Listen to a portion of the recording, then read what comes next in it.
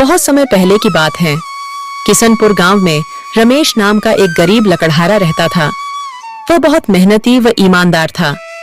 रमेश प्रतिदिन जंगल जाता और वहां से लकड़ी काटकर उन्हें बाजार में बेचता था। लकड़ी काटकर जो धन मिलता था उसी से उसका गुजारा चलता था। सुनो जी, तुम कोई और काम क्यों नहीं करते हो? इससे हमारा सही से गुजारा नहीं होता है। क्या करूं? भाग्यवान कोई और काम भी तो नहीं मिल रहा है। अगले दिन रमेश लकड़ी खोजते खोजते घने जंगल में पहुंच जाता है।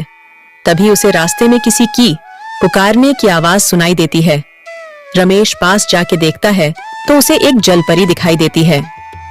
कृपया मेरी मदद करो, मैं बहुत दिन से बीमार हूँ।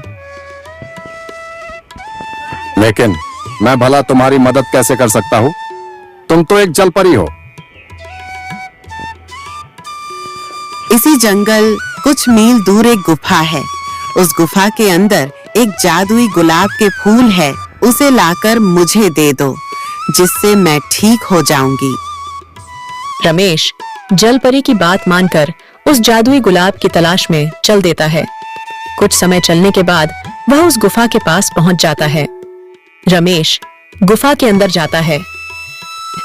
जैसे ही रमेश फूल तोड़ने वाला होता है, तभी उसमें से एक जिन निकलता है। मूर्ख मानव, तुम यह जादुई फूल नहीं ले जा सकते जब तक तुम मेरे 2 प्रश्नों के उत्तर नहीं दे देते। यदि तुमने मेरे दोनों प्रश्न के उत्तर सही दिए तो तुम यह फूल ले जा सकते हो। यदि तुमने एक भी प्रश्न के उत्तर गलत दिए तो मैं तुझे खा जाऊंगा। ठीक है, पूछो अपने प्रश्न। पहला प्रश्न, वह कौन है जिसके पास कभी तो दर्जन कपड़े होते हैं और कभी एक भी नहीं होता है? वॉशिंग मशीन है। कभी इसके पास ढेर कपड़े होते हैं और कभी एक भी नहीं होते।